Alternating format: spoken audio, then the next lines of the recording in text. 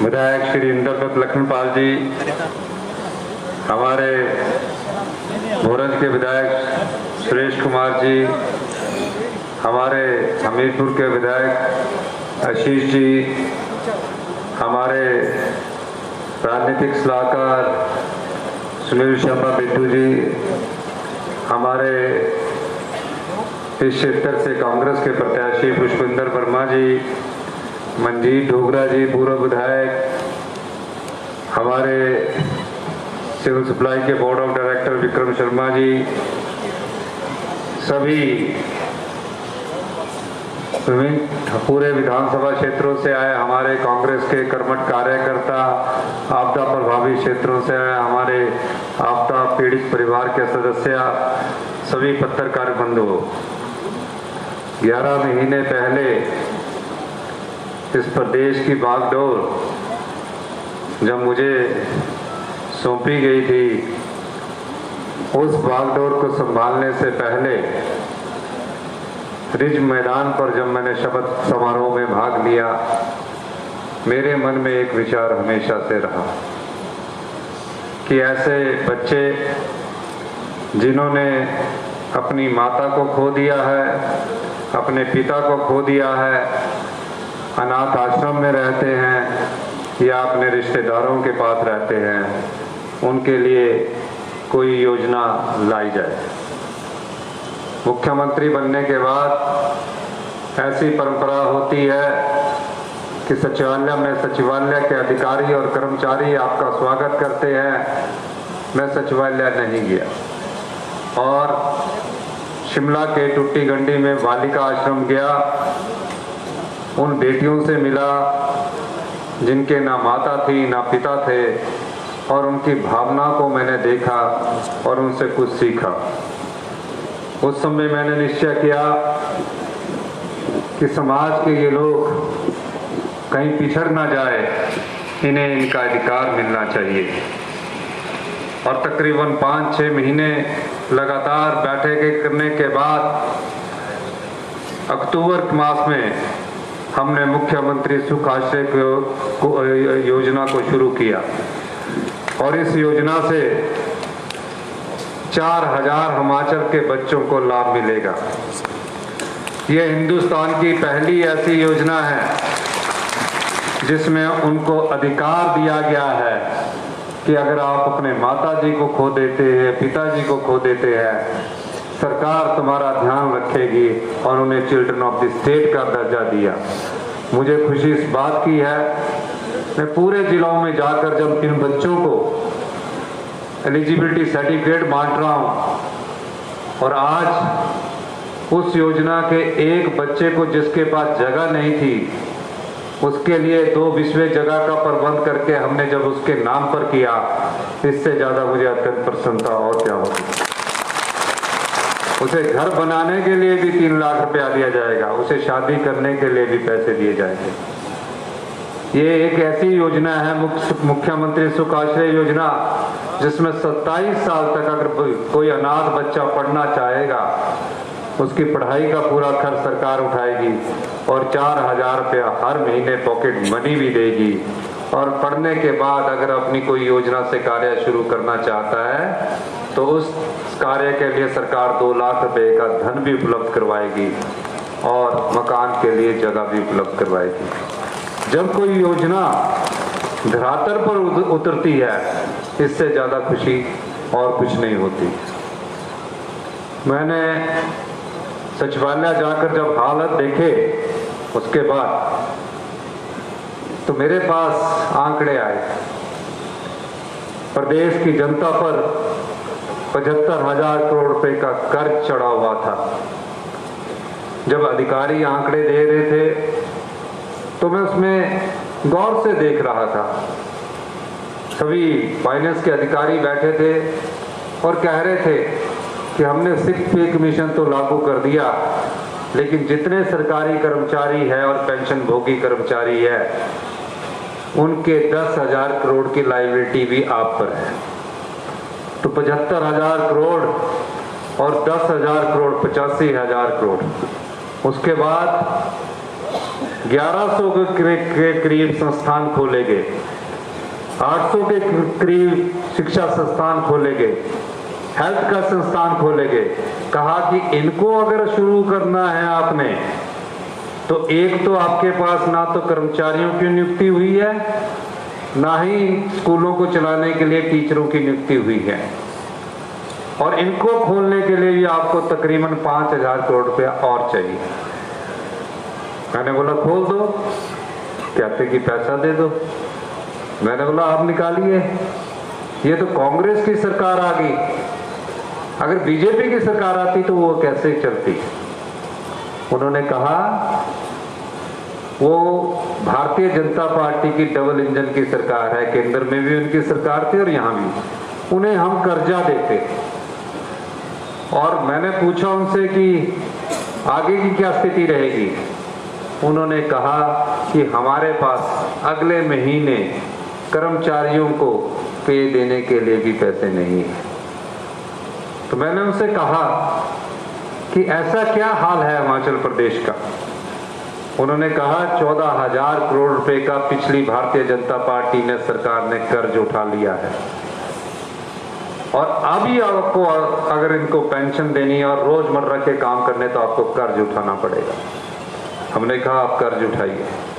उसी दिन से मैं सोचने लग गया, रात के 12-12 बजे तक मैं बैठ के करता रहा कि कैसे अपने राजस्व को बढ़ाया जाए।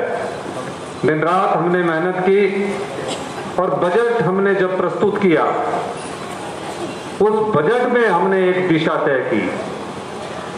आज सत्ता में बैठे लोग रूटीन की सरकारें चलाते आ रहे हैं, ये आया वो गया। मैंने कहा नहीं, हमें अपने पैरों पर खड़ा होना पड़ेगा। बजट प्रस्तुत करते हुए कई बैठकें हुई, अधिकारियों से बैठकें हुई, बैंकर से बैठकें हुई, किस प्रकार हिमाचल प्रदेश अपने पैरों पर खड़ा हो, उस दृष्टिकोण से बजट बना। और आपने देखा जब हमने बजट प्रस्तुत किया, उसमें हमने ये कहा कि हम अपनी अर्थव्यवस्था को आने वाले 4 सालों में पैरों पर खड़ा करेंगे, और 10 वर्ष में हिमाचल प्रदेश को हिंदुस्तान का समृद्धशाली और अमीर राज्य बनाएंगे। अब कैसे बना जाए, उसके लिए मेहनत करनी पड़ती है। हम तो एक आम परिवार से उठकर मुख्यमंत्री की कुर्सी पर पहुंचे हैं। परिवार ने, किसी ने राजनीति नहीं की। एक आम कर्मचारी, एक जमींदार का बेटा जब मुख्यमंत्री की कुर्सी पर पहुंचा तो आपका दर्द मेरे सीने में था। हमेशा गरीबों की पीड़ा मेरे दिल और दिमाग में रहती थी। मैंने इस दृष्टि को पाया और राजस्व बढ़ाने के संसाधनों को ढूंढना शुरू किया।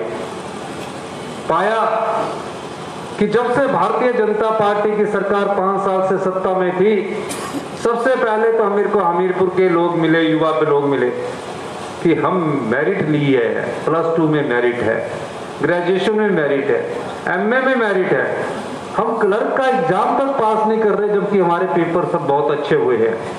हम लेक्चरर का एग्जाम पास नहीं कर रहे जब तक कि हम सब पेपर अच्छे हुए हैं।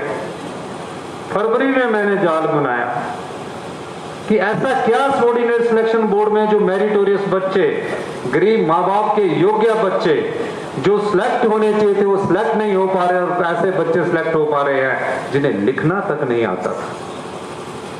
जाल बुना, सबऑर्डिनेट सिलेक्शन बोर्ड में पेपर बिक रहे थे और ऐसे युवा साथियों को रोजगार मिल रहा था जो ना लिखना जानते थे ना पढ़ना जानते थे, और मेरिटोरियस गरीब माँ बाप के बच्चे उस जॉब से महरूम हो रहे थे। और जब ये पाया गया तो ये भ्रष्टाचार भारतीय जनता पार्टी की 5 साल की सरकार से चल रहा था। मैंने तुरंत कार्रवाई करते हुए उस सबऑर्डिनेट सिलेक्शन बोर्ड को भंग किया। अधिकारियों ने मेरे को कहा कि ये संवैधानिक नहीं है। मैंने कहा मेरी आंखों के सामने भ्रष्टाचार हो रहा है, इसको आप कानून की दृष्टि से देखिए, इसे भंग कीजिए। यही नहीं, ये सरकार कैसे पिछली चलती रही भारतीय जनता पार्टी की। पुलिस की भर्ती में घोटाला हुआ, पुलिस की भर्ती में घोटाला होने के बाद कोई इंक्वायरी तक इस भारतीय जनता पार्टी की सरकार ने नहीं की। हमारी सरकार को तो 11 महीने हुए, अभी पता लगा लाखों लोगों का, लाखों हजारों हमारे हिमाचल के लोगों का क्रिप्टो करेंसी में पैसा लगा है, वो भी कम से कम 2-2.5 हजार करोड़ का घोटाला है। मैंने माइनिंग के क्रैशर बंद किए, सिर्फ रिवर में 4 डिस्ट्रिक्ट में बहुत लोगों ने हल्ला किया। हमने कहा जिसके कागज पत्तर पूरे हैं, माइनिंग लीज पूरी है, अगर उसका माइनिंग प्लान पूरा है, उसको चलाने की अनुमति है, तो कई जिलों में ये कोई भी अनुमति नहीं थी और तकरीबन 100 करोड़ रुपए के घोटाले का हमें इसमें पता लगा। हमने कहा इसकी पूरी जानकारी जनता के सामने आनी चाहिए। इस प्रकार की सरकार जब पिछले 5 साल सत्ता में रही तो इस प्रकार की आर्थिक बदहाली हिमाचल प्रदेश में आई। हमने फैसले किए, शराब की ठेकों की नीलामी 4 साल तक नहीं होती रही। हमने शराब के ठेकों की नीलामी की और तकरीबन 400 रुपए का अधिक राजस्व पिछले 4 साल से ज्यादा हमने कमाने की दिशा में हम आगे बढ़ रहे हैं। हमने राजस्व को कैसे बढ़ाना है, आम आदमी पर टैक्स ना लगे, गरीब आदमी की जेब से पैसा ना खींचा जाए। और मैं दावे के साथ कह सकता हूं 75 साल के इतिहास में हम पहली बार अपने राजस्व में इस साल 1 साल के राजस्व में 1100 करोड़ रुपए से ज्यादा की कमाई करने जा रहे हैं। ये कमाई का पैसा किसके काम आएगा? ये कमाई का पैसा किसान के काम आएगा, महिलाओं के काम आएगा, जो अनाथ बच्चे हैं उनके काम आएगा। हमारी सरकार इस दृष्टि से काम कर रही है। हमने दिशा दी है। फिर धीरे 3-4-5 महीने बाद बरसात आई। 7 जुलाई को मैं हमीरपुर जिला में था। पता लगा कि कुल्लू में तबाही मची है। 9 तारीख को मैंने हमीरपुर से ही बैठक की और 9 के ही शाम को मैं कुल्लू पहुंच गया। देखा सब जगह हाहाकार था, ना लाइट थी, ना पीने के लिए पानी था। हमने दिन रात मेहनत की, कर्मचारियों को दूसरे जिलों से बुलाया और 48 घंटे में कुल्लू जिला में लाइट का भी प्रबंध किया और पीने का पानी का भी प्रबंध किया। यही नहीं, हम मेहमान को अपना भगवान की तरह समझते हैं। 75,000 पर्यटक पूरे देश के फंसे हुए थे। 15,000 गाड़ियां रास्ते के टूटने के कारण कुल्लू और मनाली कसोल में फंसी हुई थी। पूरे दिन टीवी पर ये चल रहा था। पूरे दिन बड़े से बड़े मिनिस्टर्स के मुझे फोन आ रहे थे कि हमारा बच्चा यहाँ फंसा हुआ, इसे निकाल लीजिए। पुलिस कर्मचारी, अधिकारी, सबकी मेहनत और सब लोगों के नेताओं की मदद से हमने उन पर्यटकों को निकाला। अभी हम इस आपदा से उबर ही रहे थे कि 14 अगस्त को पूरे प्रदेश में ऐसी तेज बारिश आई कि पूरे हिमाचल प्रदेश में बहुत बड़ा नुकसान हुआ। हमने 15 अगस्त कुल्लू में मनाना था।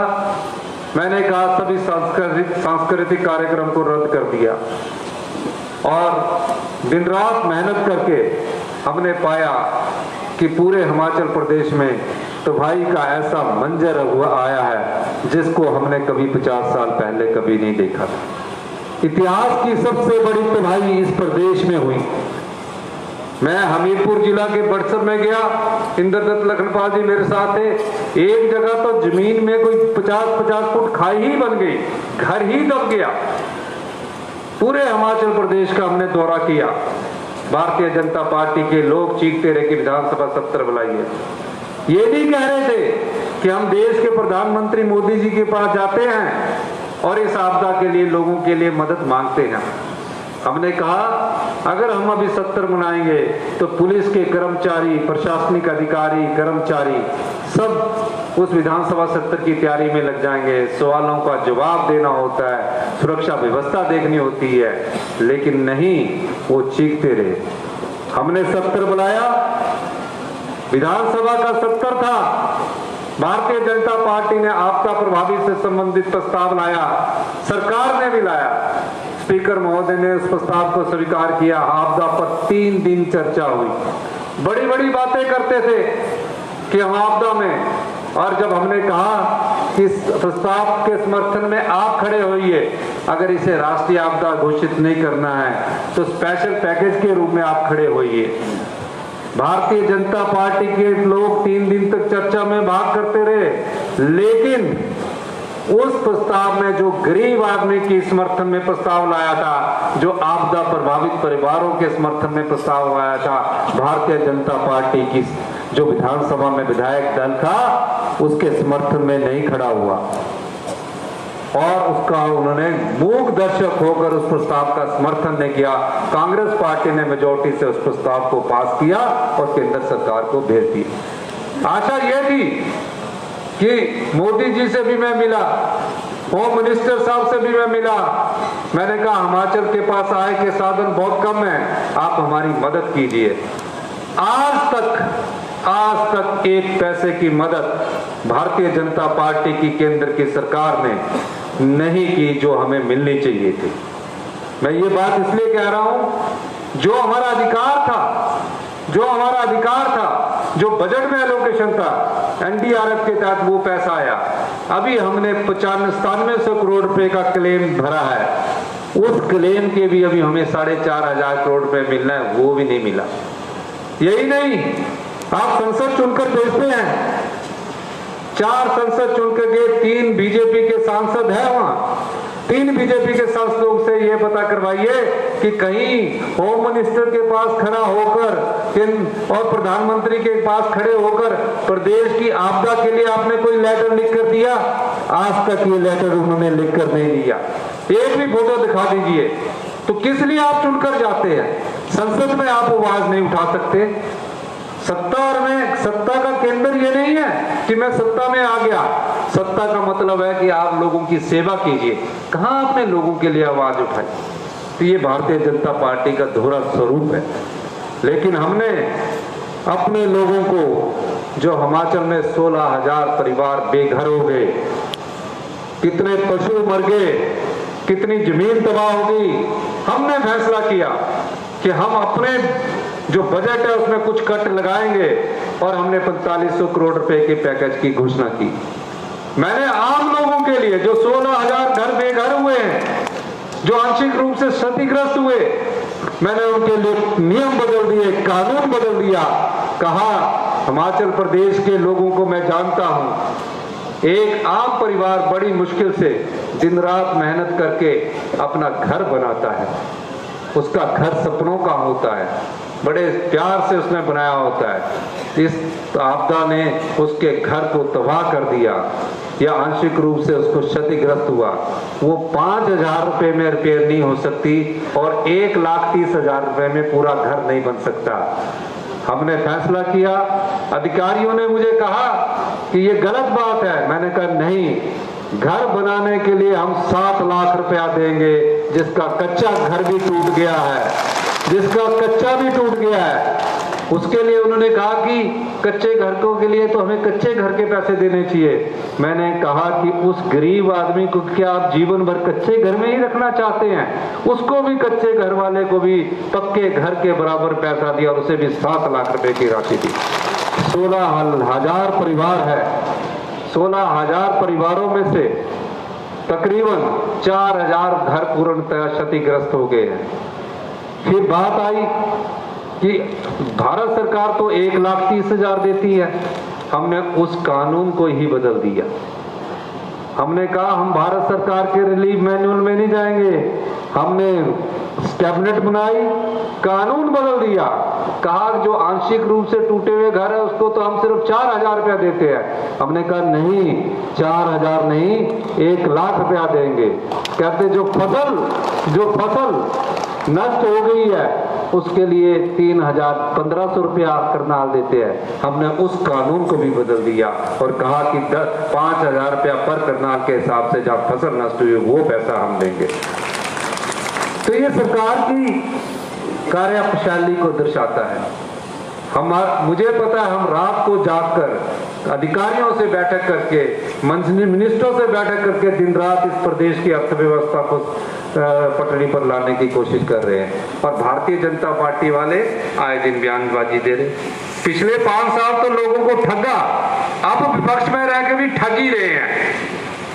हमने ओपीएस दिया, हमारी लोन की लिमिट को उन्होंने 1780 रुपए काट दिया।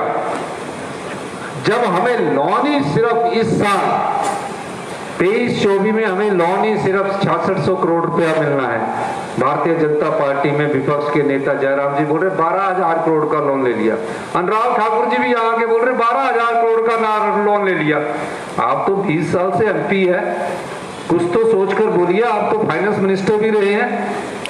हमारी लिमिट 6600 करोड़ रुपया रखी है इन्होंने। पिछली भारतीय जनता पार्टी की जब डबल इंजन की सरकार थी उनको तो दिया, हमको नहीं दिया। अभी तक हमने सिर्फ 4100 करोड़ रुपया लोन लिया है। हम जानते हैं कि हमने प्रदेश को कैसे चलाना है और 6600 करोड़ हमारी लिमिट है। आप आंकड़े दीजिए, कुछ किया नहीं इन्होंने 5 साल में। आप लोगों को ठगा है और अब दोबारा ठग रहे हैं, ये आपको धोखा दे रहे हैं।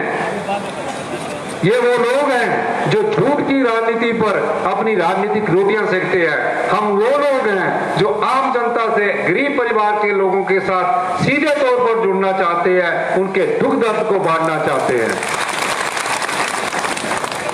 अब चुनावों का जैसे जैसे वक्त आएगा ये लोग आ जाएंगे, लेकिन मैं आपको कहना चाहता हूं, हम लोग सत्ता में कुर्सी के लिए नहीं आए हैं, हम सत्ता में सत्ता सुख के लिए नहीं आए हैं, हम व्यवस्था परिवर्तन करने के लिए आए हैं।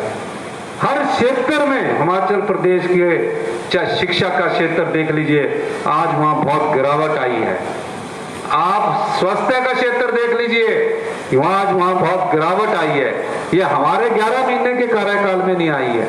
हम शिक्षा के क्षेत्र में भी व्यापक सुधार करने जा रहे हैं। आज 5वीं का बच्चा दूसरी की क्लास की किताब को पढ़ने में भी असमर्थ हो रहा है। क्या कारण है? हमने कहा कि अगले एकेडमिक सेशन से जो शुरू होने जा रहा है, सभी टीचरों के सहयोग से हम एक व्यापक शिक्षा सुधार प्रणाली में लाना चाहते हैं। पहली कक्षा से ही बच्चे में, गवर्नमेंट स्कूल के बच्चे में ये हीन भावना ना आए कि मैं इंग्लिश में वीक हूँ, मैथ में वीक हूँ, साइंस में वीक हूँ। हम पहली कक्षा से ही बच्चों को इंग्लिश पढ़ाने की दिशा में आगे बढ़ रहे हैं। यही नहीं, ड्रेस कौन सी होनी चाहिए वो स्कूल का प्रिंसिपल तय करेगा कि उसने कौन सी ड्रेस पहननी है, कौन से स्कूल के उनके पेरेंट्स तय करेंगे, ताकि उनके मन में हीन भावना ना आए। अब एक ही कैंपस है आपका, एक में प्राइमरी में अलग खिचड़ी बनती है और सेकेंडरी में अलग खिचड़ी बनती है। एक ही कैंपस में दो व्यक्ति खिचड़ी बनाते हैं। हमने बोला इस सब चीजों को परिवर्तन करने की जरूरत है। खिचड़ी की जगह पढ़ाई में अच्छा रहे और वे खाने के लिए पौष्टिक आहार दे, इस दिशा से भी हमारी सरकार आने वाले समय में काम करेगी। ये जो मेडिकल कॉलेज बन रहा है, कहते हमने दिया, कहाँ दिया आप लोगों ने? मेरे द्वारा लाया गया था, तब मैं मुख्यमंत्री नहीं था। और आज इस मेडिकल कॉलेज में प्रदेश का सबसे बेस्ट कैंसर इंस्टीट्यूशन बनाने के लिए हम कोशिश कर रहे हैं। आने वाले समय में आपको जो एम्स और पीजीआई में मिलता है वो इस मेडिकल कॉलेज में मिलेगा। धरातल पर आने के लिए कुछ समय लगता है। जैसे अनाथ बच्चों की योजना धरातल आने में 8 महीने लगे, आप हमें कुछ समय दीजिए, 3 साल 4 साल का समय दीजिए। हिमाचल प्रदेश की आर्थिक जो समृद्धि है वो उस दिशा में हमारी सरकार ने बढ़ना शुरू कर दिया है। हमारे सारे प्रोजेक्ट, बिजली के सारे प्रोजेक्ट बेच दिए। कहा इन्वेस्टमेंट मीट आएगी, इन्वेस्टमेंट मीट के नाम पर 36 करोड़ रुपया खर्च कर दिया और क्या हुआ? धौलासी, लूरी, सुन्नी, जिसमें से फ्री रॉयल्टी हमको 12% मिलनी चाहिए, वो भी नहीं मिलेगी। 40 साल बाद वो प्रोजेक्ट हमको वापस मिलना चाहिए, वो भी नहीं मिलेगा। मैंने भारत सरकार के केंद्रीय मंत्री से बात की, मैंने कहा ये तीनों प्रोजेक्ट में हिमाचल प्रदेश के लोगों का अधिकार है, हमें 12% फ्री मिले, 30% मिले और 40 साल बाद प्रोजेक्ट वापस मिले। ये मैंने क्यों कहा? क्योंकि जो हमें फ्री रॉयल्टी मिलती है उससे हमें पैसा मिलेगा और वो पैसे पर आप लोगों का अधिकार है। ये लड़ाई हमें अभी लड़नी है। इसके बाद जनमंच लगते थे इनके, हमने बोला कोई जनमंच लगाने की जरूरत नहीं है। अधिकारियों को डांटते हैं, बेइज्जत करते हैं और उन्हीं से हमने काम लेना है। हमने कहा राजस्व अदालत लगेगी, इंतकाल अदालत लगी, 42,000 इंतकाल के मामले लटके हुए थे। हमने फैसला किया कि इनको कम कीजिए। 30-31 अक्टूबर को तकरीबन 28,000 मामलों की म्यूटेशन हो गई और 76% म्यूटेशन हमने अधिकारियों से कहा कि आपको करनी है। इस 1 और 2 तारीख को दोबारा से हमने राजस्व लोक अदालत लगाने की बात कही है और ये कहा गया है कि उसमें पार्टीशन के केसेस भी सेटल करने हैं और सबको पार्टीशन जिसमें दादे के समय केस चला होता है और पोते के समय तक पार्टीशन ही नहीं होता, उन सब केसों को सॉल्व करने के लिए हमने उन्हें समय दिया कि 20 जनवरी तक आप हमें ये बताइए कि कितने अपने पार्टीशन के केस करे हैं, कितने म्यूटेशन के केस करे हैं। उसके बाद डिमार्केशन होगी, डिवीजन होगा। ये लोगों के घर तक सुविधा पहुंचनी चाहिए, नहीं तो बेचारा कोई बुजुर्ग गांव का किसान आके पटवार सर्कल में बैठा रहता है, पूरा दिन बैठा रहता है, कहा कि तहसीलदार साहब नहीं आएंगे, अगले दिन आएंगे, और बेचारा शाम को घर जाता, फिर अगले दिन दूसरा दिन फिर उसका टूटता है। तो हम जनता की आवाज को समझते हैं, जनता के दर्द को जानते हैं, इसलिए इस प्रकार की राजस्व अदालतें हम लगाने जा रहे हैं। अंत में मैं यही कहूंगा, ठीक है कि हम लोग धीरे धीरे आगे बढ़ रहे हैं, लेकिन हम अपनी नींव को मजबूत करते हुए आगे बढ़ रहे हैं। हम भविष्य की पीढ़ी, भविष्य की युवा जो है, उसके लिए हम आने वाले 5 और 10 सालों में एक समृद्ध हिमाचल की प्रदेश की योजनाओं को लेकर बात कर रहे हैं। भारतीय जनता पार्टी के समय सब रिजल्ट सुप्रीम कोर्ट में थे 2020 में, 817 पोस्ट कार्ड की बात कर लीजिए, या सुप्रीम कोर्ट में चले गए JOIT के केस, 5 साल तक सेटल नहीं कर पाए। हमने सेटल किया, जल्दी ही जो पोस्ट कार्ड JOIT के थे उनको जल्दी ही रोजगार हमारी सरकार देने जा रही है, क्योंकि 4 साल बाद उन बेचारे युवा साथियों को हम रोजगार देने जा रहे हैं। और यही नहीं, जल्दी ही यहाँ राज्य चयन आयोग का गठन कर दिया गया है। यहाँ से फिर से दोबारा से कंप्यूटर बेस्ड टेस्ट होंगे। हमने काफी 15,000 के करीब सरकारी रोजगारों की स्वीकृति दी है, जिसमें 6,000 TGT non medical, medical batch wise सब भर्तियां भी शुरू होने जा रही है। 261 वन मित्र की नियुक्ति होने जा रही है। पैरा फिटर और पैरा प्लम्बर की नियुक्तियां होने जा रही है। इसके अलावा मैं आपको ये भी कहना चाहूँगा कि इंद्रदत्त लखनपाल जी और सुरेश जी ने जो कहा है कि हमारे यहाँ चीफ इंजीनियर का ऑफिस नहीं है। चीफ इंजीनियर का ऑफिस मंडी में है, कांगड़ा में है या शिमला में है। हमीरपुर भी एक पार्लियामेंट है। मैं यहाँ चीफ इंजीनियर का ऑफिस भी खोलने की घोषणा करता हूँ, जो आने वाले समय में यहाँ खोला जाएगा। इसके बाद यहाँ इससे पहले हमने ट्रांसपोर्ट का राज्य स्तर का पिलट कोड खोला, सोलर एनर्जी का यहाँ पिलट कोड खोला, और जो अभी मैं तारे देख रहा हूँ, पिछले दिनों मैंने मीटिंग की थी, मैं हमीरपुर की ये जो नगर परिषद में जितनी भी तारे हैं जो मुझे नजर आ रही है, इनके लिए 20 करोड़ रुपए देने की घोषणा करता हूँ, ताकि अंडरग्राउंड ये सारी तारे हों, ताकि ये अंडरग्राउंड सारी तारे हों, और 1 साल के भीतर ये सारी तारें अंडरग्राउंड हो जाएगी। मेरी यहाँ के पुष्पिंदर वर्मा जी और आशीष से जो बात हुई थी, इन्होंने मेरे को अपना पत्र भी दिया था। इसी के साथ मैं 2 करोड़ रुपया भी हमने, जो बस स्टैंड आपका कितने सालों से लटका हुआ है, काफी सालों से लटका है, और इसकी हमने डिजाइन बना दिया है, और उसके लिए पहली 2 करोड़ की किस्त, इसमें 40 करोड़ के करीब खर्चा आएगा। 2 करोड़ की पहली किस्त, ताकि ड्रा वो बन जाए, और इसकी एडमिनिस्ट्रेटिव अप्रूवल जितने की भी होगी, वो सारा पैसा हिमाचल प्रदेश सरकार की तरफ से उपलब्ध करवाया जाएगा। डेयरी में हॉर्टिकल्चर का हमारा काफी पुराना है, उनके हॉस्टल्स के लिए भी मेरे को युवा साथी मिले थे, उस पर को भी मैं 3 करोड़ रुपए देने की यहाँ घोषणा करता हूँ।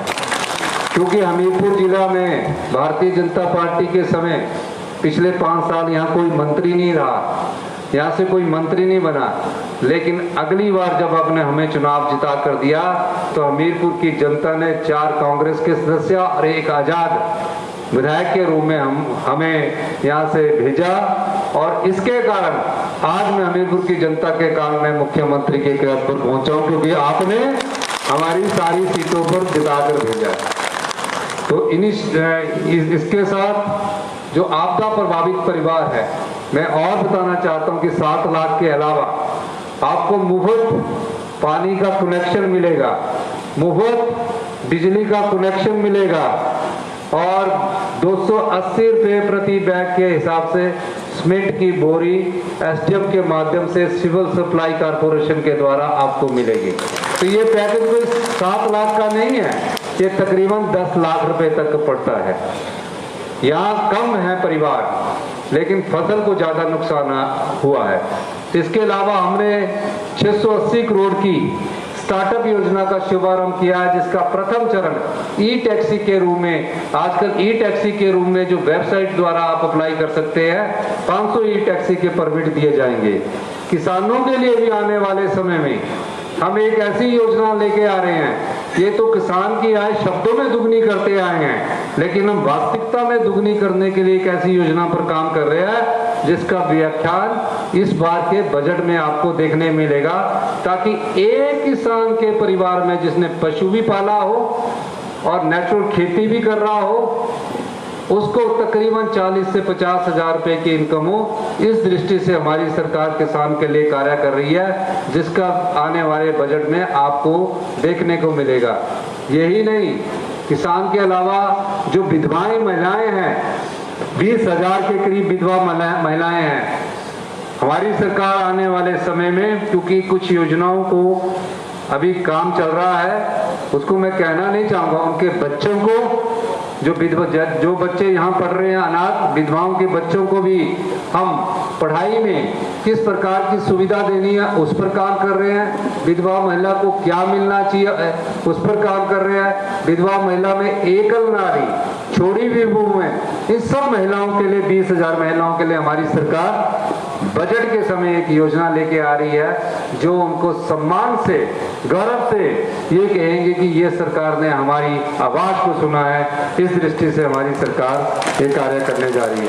और अभी पुलिस की जो भर्ती होने जा रही है एक आधे महीने में, उसमें हम महिलाओं को, पुलिस की भर्ती में महिलाओं को 30% स्पेशल कमांडो फोर्स के रूप में आरक्षण देने जा रहे हैं। पहली बार महिलाओं को 30% का आरक्षण मिलेगा। स्पेशल कमांडो फोर्स की हम भर्ती करने जा रहे हैं और भी भर्तियां हम करने जा रहे हैं, जो आने वाले समय में आपको आपको अखबारों के माध्यम से पता चलेगी। इन्हीं शब्दों के साथ एक बार फिर से मैं आप लोगों से कहना चाहता हूं, 16,000 जो परिवार बेघर हुए हैं, सरकार आपके साथ कंधे से कंधा मिलाकर खड़ी है। सरकार आपके दर्द और पीड़ा को जानती है। हम सब लोगों ने आम परिवारों से उठकर आपके दर्द को समझा है। इसके अलावा और भी जो योजनाएं हैं वो आम आदमी से जुड़ी होगी, गरीब आदमी से जुड़ी होगी, किसान से जुड़ी होगी, युवाओं से जुड़ी होगी। युवाओं के लिए स्वरोजगार की योजना लेकर भी हमारी सरकार आने वाली है। आप देखेंगे इन योजनाओं का लाभ अंतिम व्यक्ति तक पहुंचेगा। यही हमारी सरकार की परिकल्पना है, यही हमारी सरकार की सोच है। इन्हीं शब्दों के साथ एक बार फिर से मैं, जो मंच पर बैठे हैं हमारे विधायक महोदय और जो सभी लोग काफी दूर से आए और 3-4 घंटे से आप हमारी बात सुन रहे हैं, आपका एक बार फिर से मैं धन्यवाद करना चाहता हूं कि आप लोगों का, खासकर उन बच्चों का, उन कर्मचारियों का, उन सहयोगियों का जिन्होंने आपदा प्रभावित सहायता राशि कोष में खुलकर दान किया। छोटे छोटे बच्चों ने अपनी गुल्लक से दान किया। भारतीय जनता पार्टी के नेताओं को तो इतनी भी शर्म नहीं आई, संसद सदस्यों को इतनी भी शर्म नहीं आई कि वो गृह मंत्री के पास जाकर एक अपील ही कर देते कि हिमाचल सरकार को आपदा प्रभावित परिवारों के लिए कुछ पैसा दो। तो ये लोग राजनीति करना चाहते हैं, लेकिन मैं प्यारे बच्चों का बहुत धन्यवाद करना चाहता हूँ। छोटे छोटे बच्चे ओक ओवर में आकर, चाहे वो छोटी सी गुल्लक है, लेकिन उनकी भावना बड़ी थी, जिससे हमें हौसला मिलता है। इस हौसले के लिए मैं, उनका हौसला देने के लिए मैं बच्चों का भी धन्यवाद करता हूँ। और आप सब लोगों का आशीर्वाद और प्यार, हमीरपुर का प्यार, आशीर्वाद, हिमाचल की जनता का प्यार हम पर बना रहे, यही मैं आपसे आशा करता हूँ। बहुत बहुत धन्यवाद। जय हिंद, जय भारत।